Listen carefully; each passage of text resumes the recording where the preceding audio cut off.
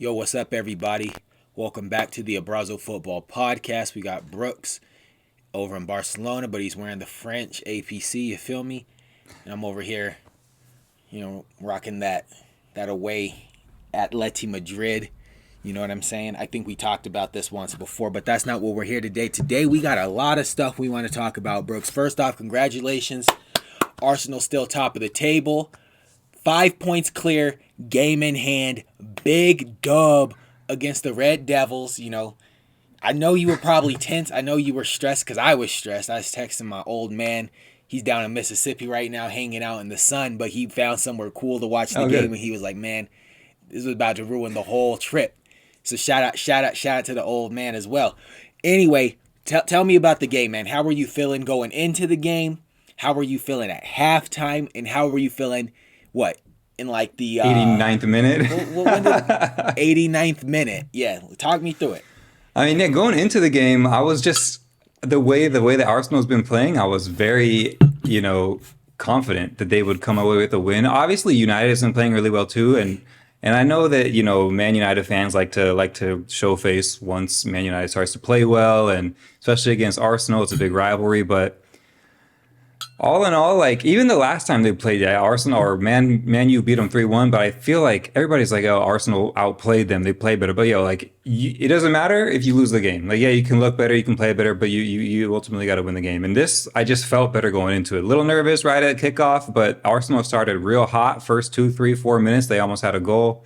Then Man U came. That was let me just say, Marcus Rashford's goal was amazing. That was... The 2 goals they had were nice, but it was, not to take anything away, just kind of Arsenal errors. Ramsdale should have punched that ball and got intertwined with Tomiyasu, dropped the ball, kind of a looping weak header from... Talking about the header? Yeah. The Lissandro? Yeah. Even the Marcus Rashford strike was a perfectly placed, had power behind it, but Thomas Partey that gave him the ball right there, doesn't really no one presses him, but still, that was an amazing shot. So... No, I felt good. The last couple minutes, were super tense. Obviously, I wasn't texting people back. I think I may have wrote you back once, but that was a good game. I mean, it's always a good rivalry. It's always a great game. But shout out to Eddie Nketiah's 2 goals and Bukayo Saka, the kids bringing it home. So that was amazing to see that. So happy. Yeah, man. Congratulations. I'll tell you this. I was watching the game. And I remember right before Bukayo Saka had his outside of the box shot, I said to myself, okay, I'm looking at this game, we're 1-1. I was like, Arsenal, I was like, Bukayo hasn't scored yet, so that's a goal. And I was like, Odegaard hasn't scored. So I was like, they at least got 2 goals in them. But then on the flip side, I said for Man U, I was like, they probably got another goal too. I thought Rashford was at least going to get the brace because he was looking dangerous on the counter attack. Yeah. But then right after I said that to myself, Kyle cuts in, makes that shot, and then 10, 15 minutes later, the header from Lisandro. How do you even let Lisandro? He threw his whole body at the ball like he was a human bullet, and it still barely just he had looked a little bit ridiculous. Yeah. I was like, he looks like that was a little bit ridiculous, but props to him. Yeah, that must have made you happy. That must have you must have been happy for him, or were you pissed? Was it club over country? Let's talk about it. It's always country, but it's really tough when it's Man United, and that's one of the most heated rivalries. So I was very happy. Yeah, for him personally, great. Happy that he got a goal. It was really the best of both worlds. He got a goal. Marcus Rashford got a goal. But then Nketiah got 2, Bukayo Saka got 1, and Arsenal won. So, that's kind of all you can hope for. The people that you like and you root for individually doing really well, and the team as a whole that you cheer for coming out ahead. So it was good. All right. Unless it's Tottenham. I never want Christian Romero to score a goal ever against anyone for Tottenham. So that's just... Yo. Well, I don't think he scored a goal when they got, embarrassed by Manchester City during the week. So, from what I understand, they laid an egg. But enough positivity. Okay, Arsenal, they're top of the table. They're cruising. They're sailing. They still got to play Man City twice. We'll see what happens. Enough with that. Let's get into some of the nasty parts of the football world. Let's talk about some drama. Let's talk about some of the gross accusations coming out of Turin and Serie A. Juventus deducted 15 points in the league. They can appeal it. They're sleazy. They're They've done this sleazy. kind of stuff before. You know what I mean? I went and got, one of the jerseys. I almost wore this today to say, like, I stand in solidarity with these people, and they've been, they deserve their day in court. But this has happened. I thought about it. It's happened too many times. They're definitely guilty. What the heck is going on in Turin? Why do they keep acting like this? They were actually having a decent season, and then they do this. Yeah, they started to make ground, right? The last couple weeks, last couple months, they've been making ground. They've been gaining some points. Bukayo, Paul Pogba's back in training. He's looking. Di Maria's looking good. What's his name is starting to finally score some goals, but then all of a sudden, it was a bunch of those like top end execs. They were like, "Oh, we're out. Let's go. Let's dip quietly into the night." And everybody was like, "What's going on?" Okay, see, I wasn't following it. I got, the tweet, and then I like listened to like a few people talk about it, but I'm kind of like, my understanding of what happens might not be the full story. What exactly? So the executives dipped out. This was a couple months ago. So they knew that all of the ones that are now charged, like Nedved or whatever, like all those like top 3 or 4 guys that just dipped out of nowhere. Everybody was like, this was a couple months ago, like, yo, something's up. Like, okay. And then finally, yesterday or 2 days ago, we find out they've been deducted 15 points for essentially shady financial like transfer business. But bro, from what I understand, at least from what I read and saw, it looks like exactly the same thing Barcelona does. I'm just calling a spade a spade. It looks like the exact same thing Barcelona been doing. Barca just calls them levers, and Italy is calling this foul play. Well, I mean, if you look at it, right, because like one of the things that was in the accusations was the Arthur Melo, and the other guy, what's his name, Miriam Pjanic swap, and I guess what it was is like they were saying like. Because I remember we addressed that when it happened, and we were like, okay, like, I mean, it sounds like it's like everyone saw it happen, so it's not like they were hiding it. It's just like a tactic to balance the books, right? Yeah. And the way I look at it is just like basically just like refinancing a player, because it's like if you had Miriam Pjanic or whoever on a 5-year contract, and you're like, yo, like we're just gonna like, I think this. I remember why here's why it's the problem. Okay. I think they like inflated their asset, right? So if they're like we're gonna do a swap, both players for 80, and then it's like, now I can pay this contract over the course of the 5 years that he signed, but they would then say like, for example, like Barcelona might say like, yeah, both players are worth 80, so we're purely doing this just to restructure, so we don't have to pay as much money. Like we just reset the clock, you know what I mean? Like we sold a guy for 80, so it's like we just made 80 mil. And then we bought a player for 80 mil, but he has a 5-year contract, so we only got to pay like, 20 pounds or 20 million a year. So it's like that 80, that like, it's like you just made 60 million out of nowhere. So that's shady. Yeah. But I think what Juventus did was on top of that, they were like, yo, like we actually sold a player, not for 80, but like for 120. And we bought a player for like 40. So, like, they, like, skewed it more in their favor. So, like, Barcelona's like, we're doing this, and it's transparent, and it's clear what we're doing, but it's, like, inside the rules. But it looked like what Juventus did was, like, they, like, inflated it and deflate. Like, they inflated the player they sold and deflated the player that they bought, which I guess is the illegal part. Yeah. Right? Okay. Yeah, and it's been something that's been. So I just looked it up. Like they left. I think those like Pavel Nedved. He left in like like end of November. Very like last day of November, 1st of December, and then that's when everyone started to like side eye Juventus even more. Yeah. So yeah, I mean it's just kind of an unclear situation, right? They're just like, they've been deducted points for foul play, and it's really hard to get all of the like. Kind of all of the definitive details on it, but yeah, you explained it really well. They're kind of just, it's not like the housing market of '08. It sounds like they're just kind of overinflating players for the books, or underevaluating the ones that they're putting their money into, so that it looks like it's a little bit more evened out, so that they're not, affected by financial fair play as much. But essentially, they're just trying to skirt financial fair play, right? And they've been caught. I mean, yeah, that would be my assumption. Yeah. It's just not the first time Juventus has Crooks. been in this kind of trouble, and it's like it's a shame to see, you know? Yeah. Yeah, at this point, it's a pattern, right? Yeah. Like, let me ask you this: what do you think the fallout would be? Do you think? I mean, they dropped 15 Yeah. points, right? I mean, they're not at the bottom of the No. table. Like, they're not going to get relegated.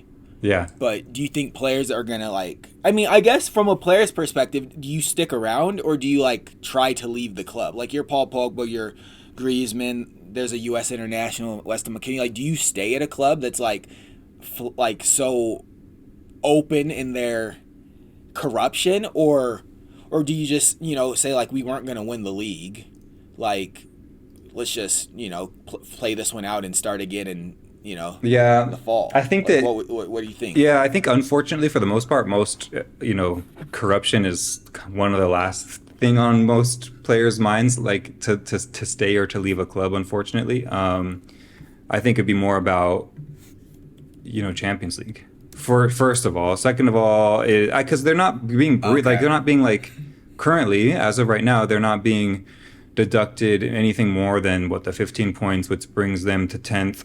They're not being fined any money, so they're not losing any money. They can still pay these players, which is obviously pretty high wages, one of the highest in at least all of Italy, but one of the highest wage bills in Europe. And aside from that, I mean, you take a look at the table right now. They're on 22 points.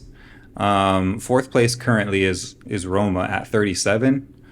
So I mean, halfway through the season, 15 points behind. It's not a crazy stretch to say that they could still make Europe, but I think that will be one thing. Like, are the players going to want to be outside of Europe for a season when Juventus is never playing outside of Champions League or something like that? So that will probably be one reason. Like, also, like, some people could just be like fed up with it. I'm looking at a couple guys on there, and it's kind of just been like, that's just kind of been a roller coaster of a club, like of mismanaged affairs the last little bit, with coaching going back and forth, results going back and forth. Now this again, like, it's just not a place that you really probably feel super safe or taken, short of taking care of, right? Yeah, probably. I mean, I would probably want to go. I personally would be like, yeah, I don't want to be associated with this club. I would too. Regardless if they made Europe or not. No, I would not want to be, I wouldn't like the ethics of what's going on there to be like tied into my name at all, Because it is. I mean, unfortunately, like when, it happened 20 years ago, Buffon's name was kind of thrown in the mud for a little bit during that time. And a lot of the players that were on there were like, oh, shoot, like, let me get out of here, that were during that, I don't know, I forget what they call it. When it first happened, they were relegated. But yeah, I mean, it never looks good. It never looks good on anyone that's associated with the club, whether you're a player, whether you're upper management, whether you're the coach, whatever. Like, it just doesn't look good on anybody there. So yeah, I'd be like, let me get out of here. Let me get out of here. Okay. Let me just say that it looks good for people that might need some players in January or maybe this summer. That's trying to. Yeah. Because they're gonna miss out on. I was looking at a thing just recently where Europe, as far as like the income or the wage structure goes, it's basically 4 times more that you get when you play in Champions League versus just Europa League. So that's 5 or 6 times more they're going to be missing out on by not making any sort of Europe. So yeah, this might be some sort of a domino effect, but we'll see what happens in the future. Okay. Well, let's keep the conversation going. Let's pop over to your city. Let's talk Barcelona, FCB, Football Club Barcelona. Okay, they let Memphis Depay go to Atletico Madrid this window. Yeah. Any thoughts on that? Was that good business? Was that bad business? I mean, they have a lot of attackers. They seem to be doing fine in their match right now. They just won their first trophy. Yeah. In the past week. Still first in the league. Good business, bad business. Still first in the league. Well, what do we make of this? Rumors they might want to bring Pierre-Emerick Aubameyang back. There's always rumors swirling. Joel Laporta stays in someone's business.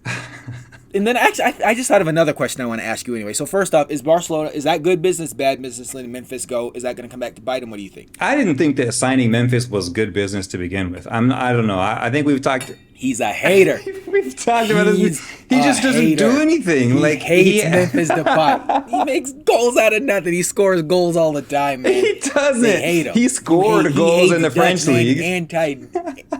Anti-Dutch sentiment, man.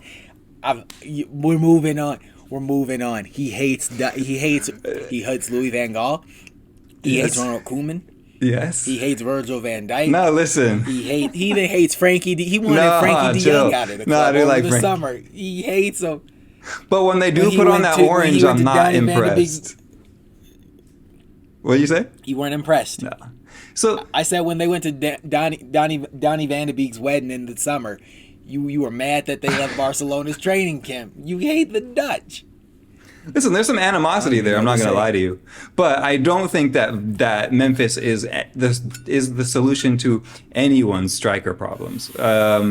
Except for when he was obviously at Lyon, he had a pretty incredible couple years there. He had, let me see, I'm just going to look this up real quick. So in Man United, 33 games, 2 goals. Then he goes to Lyon, 63 in 139 games. Honestly, his Barca tally isn't as bad as I thought, 13 and 30. But it's just kind of a spotty. It's like you never really know what you're gonna get from this guy. At least here in Barca, it was like, all right, so he can come and pull off some magic, or he's just gonna be like a wasted player who won't press, won't score, won't do his job on the field for X amount of minutes, however long he's on there. But I mean, you also know that Atletico Madrid rarely makes mistakes when it comes to transfer business. So.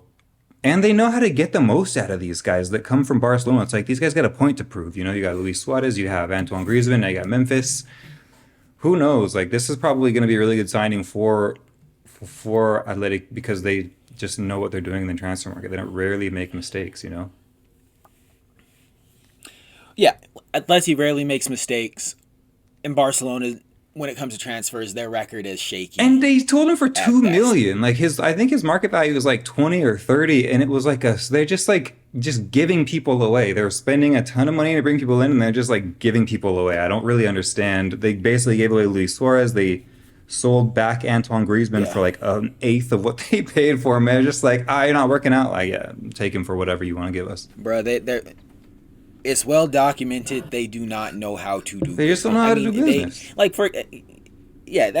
get the players they want because A, they're Barcelona, and B, they're willing to sell everything but the kitchen sink to get it. That is not the same thing as good business. No, you know what I mean. And that's what I'm gonna say. Like they might, and I mean, if they win the league, I mean, that would be a great start. They get 2-3 trophies this season. They won't get Champions League. They might win Europa League if they can beat Man U, but. And Arsenal. It is what it is. All I'm saying is if they can get to Arsenal. And Arsenal, if they can get to Arsenal. But like what I'm saying is like there's like to find success and good business are not synonymous. And when it comes to Barcelona, like they might have $3 million worth of guys on the bench that do nothing. And they got 3 guys from the academy that are carrying the team to a trophy. It's like, well, you could have just rolled with, La Masia from the start. But I can't throw stones. I mean, Chelsea operate in the same fashion. Yeah, but Chelsea's not at a negative 30 billion euros or whatever Barcelona's at. The difference is they got biggest difference is Chelsea has the purse to pay for it. They have the money to make these mistakes. They're not mortgaging off their image rights until 2060. Yeah. You know what I'm saying? Yeah. It's a little different. So as far as business goes, I don't think it was good business because it's letting them go for $2 million as far as like a business move. I don't know. I mean, I think that they don't need him. They're playing just fine and scoring goals without him, but I didn't mean to cut you off. That's true. Yeah. No, that's fine. Let's move on. That's facts. They don't need him right at this point in time. But yeah, they probably could have got more. I mean, I honestly think they could have got more than 2. Absolutely. I mean, João Felix went on loan, right? For 11. Yeah, 11. Oh my gosh. Or 60, yeah, whatever. It was over 10 million pounds that Chelsea paid. So anyway, let's move on. Let's talk about another Catalonian, another Barcelona faithful. Okay. One Mr. Pep Guardiola, Mr. Man City. He's had outbreaks in the past regarding the fan base. I understand he made headlines again this week. What exactly did Mr. Guardiola do, Brooks? So it wasn't even at the fans. It was like at everybody. It was everybody his current squad, the people in the stands, the people of the city. He basically was like, "Where you at?" Because if we keep, first of all, I was like, I guess his halftime speech was essentially, if you don't, step up, Arsenal is going to roll through us on their way to the title. You have to stand up, like start to step up and start playing. The fans need to start supporting us more. Like, where were you guys? Where's your voice? Where are you? Like, are you here? Are you showing up? Or when you show up, are you even going to make some noise? Like, what's going on? So he kind of came for every single citizen in the blue half of Manchester. Jeez. Which is not the first time. Did they respond? No, it's not the first time. Did they respond or did they let it slide? Well, so after, that first half demolishing by Tottenham, yeah, they came through and they looked amazing. Riyad Mahrez, man of the match, in my opinion. I think he's actually officially the man of the match. And then today, 3 goals for Erling Haaland. I think it was 3-0. Fourth Hattie. Fourth Hattie of the season. So they definitely showed up. It's just, I think it's hard when you've got a team like Man City that are so well built and run, and they win nearly every single game. And I don't know. It's when you have a bit of a slump like this, like maybe it doesn't feel like that big of a slump because of how good you are and because of how many good players you've got. Julian Alvarez, who starts essentially on the bench behind Haaland. I just think that it's kind of harder to see this when you have all that talent around you, because it is normal to lose a game. You're going to lose a game, you're going to go down a goal or whatever, 2 goals like they did against Tottenham. But in order to fight back like that definitely takes some courage, it takes some strength. So now I'm kind of nervous, like maybe he's lit a fire, because they have just been playing like, pretty good football. Let's not like slander them. They're in second place still to an Arsenal team who nobody expected, that losing 1 game the whole season so far.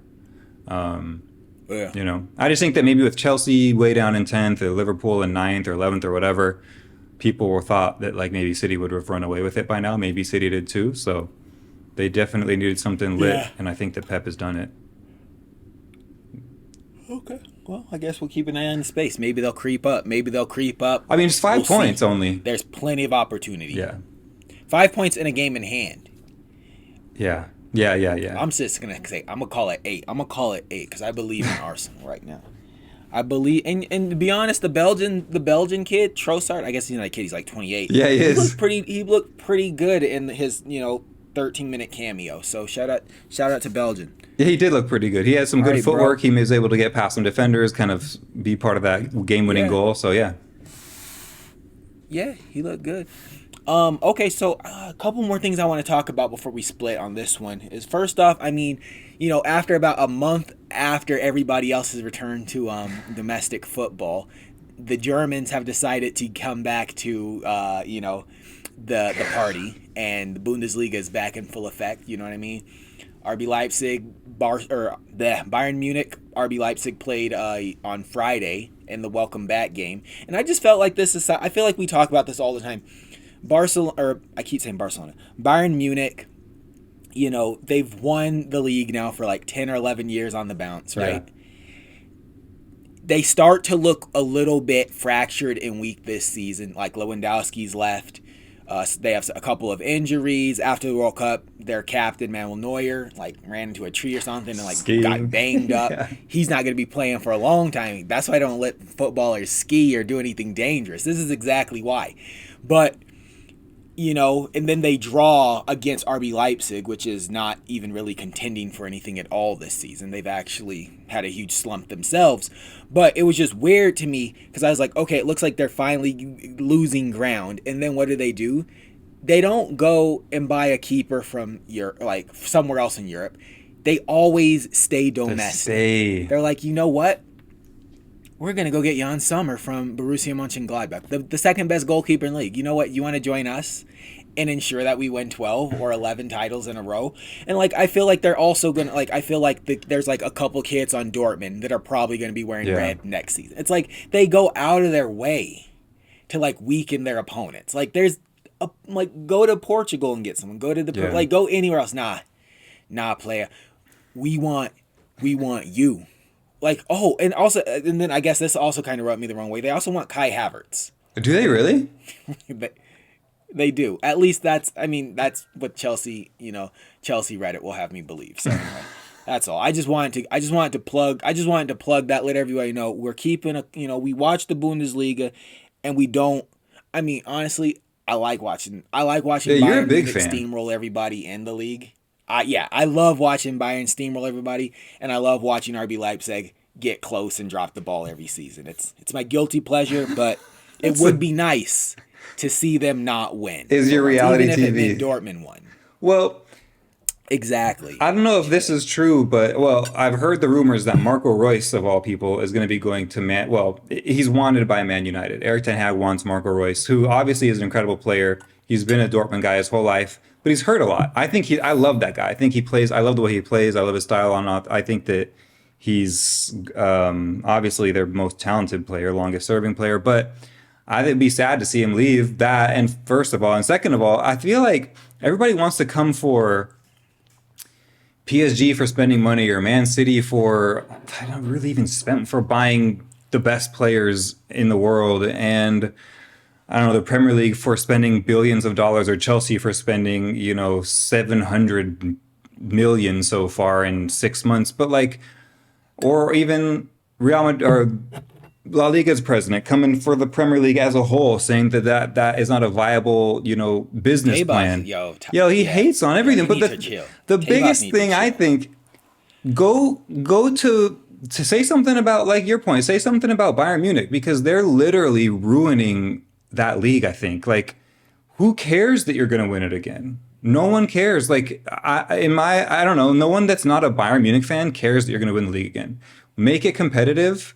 Stop letting them buy German teams players. Like, make them, I don't know, like, do something, because that's not fun. It's not a competitive league. They buy literally the best players from the teams in Germany. I think they bought Thiago Silva from Barca. I don't really know who else aside from that they've. Sadio Mane, I guess, from England, but one is begging to go there.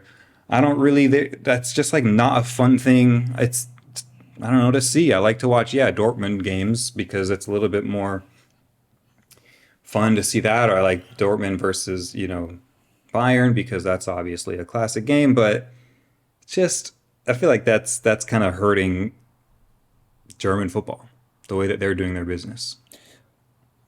Yeah, it is. And and the sad thing is, like, it would come down to, like, for example, Dortmund saying, "No, we're not going to sell you." Yeah, whoever. Like, we're not going to sell you Robert Lewandowski.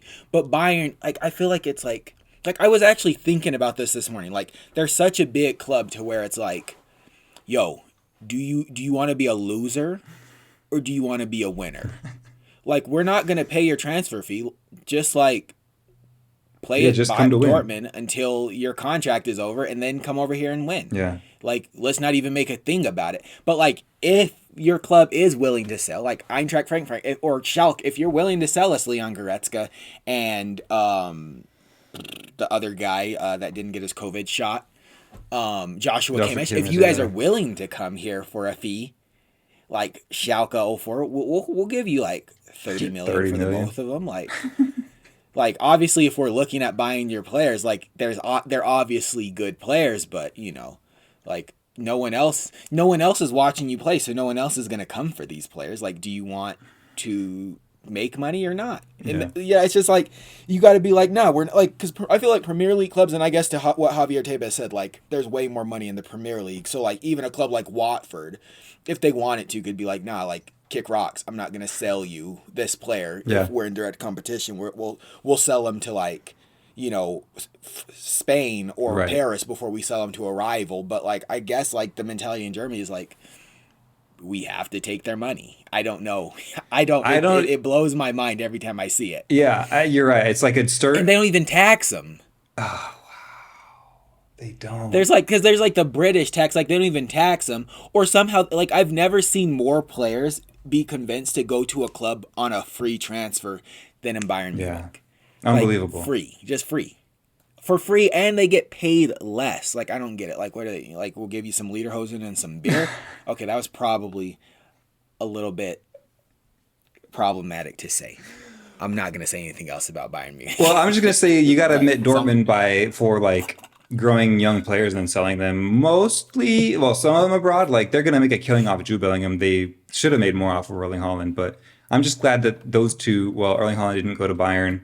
I'm glad that Jude Bellingham is not going to go to Bayern, but that's like kind of they're not. I don't know. That's like two rare occurrences. I feel like Yeah. But then at the same time, maybe if Jadon Sancho would have went to Bayern, he would have a career right now. What's going on with him? Is he hurt, or is he just? God bless the dead. I don't know, dude. He's just in purgatory. He ain't playing. All right, man. Okay, I got about 5 minutes, and then I got to go shovel some snow. Okay. Unfortunately, we had a blizzard. Let's cover our last topic real quick. Let's talk about let's just call it this, the Middle Eastern All-Star game. You know what I'm saying? We had, PSG versus the Riyadh All-Stars, man. Biggest exhibition match of the season so far. What did you think of that? It was hard to watch. It was hard to watch because it did. I think we talked about this during the game. Like it felt like an NBA East versus West All Star game from like 2002, 3, 4. It was just like goals, which is fine. But the media made it out to be like a World Cup final. They were like Messi versus Ronaldo. I didn't even think anybody else was playing. I thought it was just Messi versus Ronaldo because on the tickers down on the bottom, it was gonna be a 1v1. That's it. It was like, he's had this many wins, this many goals, this assists. This is like, I'm like, dude, like there's an entire 10 other people on the pitch right now. But that's all anybody wanted to talk about was Messi versus Ronaldo in a meaningless exhibition game that was just weird. It was just a weird game to see. Yeah. Yeah. I will say this. It was weird to see. It was entertaining. And I will say, I went into the game feeling like, okay, PSG are going to dominate the Riyadh All-Stars. Or Al Nassr, basically, essentially, Captain Ronaldo. I will say, despite the fact PSG won 5-4, it was a pretty bad look for PSG. It was a bad look. That's like your expectations. Like, yeah, like we're gonna score like there's gonna be like 6 hat tricks. The whole team. And it's like, hold on, wait a minute. Like we got guys we've never even heard of scoring headers. Like we got like you just put these Saudi boys on the map. Yeah, like, seriously, they're about to go to Europe. Like, I was like, this is insane. You let Ronaldo get a brace. Like people, I was flabbergasted about the way the game played out. I was like, this is not what I expected. So I'm happy it was at least entertaining in that regard. But yeah, I mean, PSG probably because there was, I guess at the beginning of the season there was an exhibition against Barcelona and Man City. I don't even remember what happened because it's an exhibition game. I don't care about exhibition games. Yeah, no, same. So I mean, especially midway through the season, successfully. Yeah. So props to them for pulling off an entertaining exhibition game halfway through the season and getting people, I think it was like 99 cents in America to stream it. I don't know, but I'm like, it was like essentially a pay-per-view event that they successfully pulled off. Wow. That means absolutely nothing, So I don't know. It was stupid. I wish PSG shouldn't have did it because now people are like, yo, how did the Riyadh All-Stars score four goals against 2 of the best goalkeepers in the world? How did this happen? Yeah. But at the same time, it's like, it's not to be taken seriously. It was an exhibition. So it's just like, I don't know. Like nothing good comes out of an exhibition. No, you're right. Like if this was like a friendly before, there's less like, but it's like you're in the middle of a Champions League campaign and you got 4 goals. Like the optics just aren't great. Like I know you were probably thinking PSG is going to stroll over and score 12 goals. But that didn't happen, so I feel like, despite PSG won, I feel like they took an L. I feel like they took a big fat L. That's all I can say. Yeah. And this is, Neymar didn't even score. Right. He missed his penalty. Yes. Yes. I was going to say that to your point of them just like, of it being a big L for them. He missed a penalty. They got a red card. Sergio Ramos looked like he swung in a wild miss at that second Ronaldo goal. It Yo. was just all around. It just looked like they're your first friendly of the preseason. Meanwhile, they just came back from a loss in the league, and they're coming to play Yeah. this exhibition, like you said, middle of the season. They're like 19, 20 games in right now, and they're looking really bad against the All Stars. It was not a good look at all. Even those jerseys weren't The only, it either. yeah, Jersey was not it. Jersey was trash. The only thing I can say this is my last thing. All I can say, maybe this was like orchestrated like a wrestling match where they were like, it was a little bit like negotiated. Like, oh yeah, like you're gonna miss that pin, you're gonna get a red card. Like maybe they were like, yo, like just to like spice it up. You know, they want people to talk about it. Yeah. You know, if it was just like PSG 10-1. You know, no one would talk. But like the fact that we're talking about someone getting a red card in an exhibition, Neymar missing a penalty, the Riyadh All Stars scoring 4 goals against PSG, it's like now people are talking about it. So that's like all publicity is good publicity. I mean, PSG loves press. Yeah. You know, they love press. And this new like Al Nassr and whoever else plays in that stadium, eating this like, up. let's be honest, we've never heard of them. And I mean, I guess we'd heard of them, but like no one really was checking for them. No. They had like 14 Instagram followers, and now they've all of a sudden got a blue check and like 14 million or something. Like this has been a huge win for them so far. So it's a success. Yes, they are winning. They are definitely winning on and off the field through their tactics. But you know, so shout out to El Nassr and the Riyadh All Stars, man. Yeah. They got heart. Hopefully some of those guys can make their way into a legitimate league. Okay, Brooks, well, you got anything else to say to the people before we conclude this week's episode, bro? No, I mean, I just want to shout out how great Tammy Abraham and Paulo Dybala are playing together. Tammy with another, I guess, goal tonight. And thanks to Juventus taking a 15-point hit, Roma's in 4th place. So hopefully they can hold down this Champions League spot to the end of the season. Jose Mourinho's looking like he's about to head back to Thursday and Wednesday night football. Or Wednesday night football. Man, shout out the special one. Tuesday and Wednesday. Shout out the special one, man. Shout out my dog, Jose Mourinho, man. I love that man.